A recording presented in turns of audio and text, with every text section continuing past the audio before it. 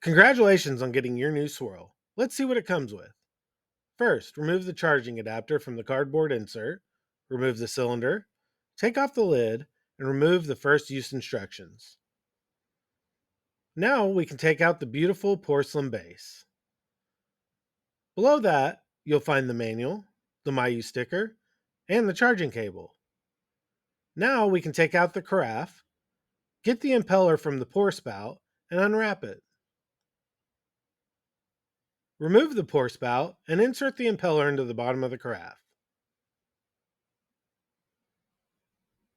Reinsert the pour spout and you can wash your carafe and impeller.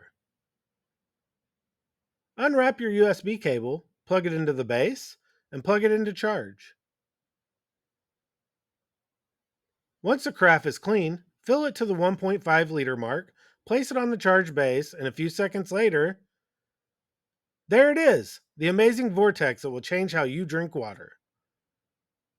Let it swirl for 5 to 10 minutes and enjoy a glass of refreshing structured water. Cheers, and welcome to the MAYU family.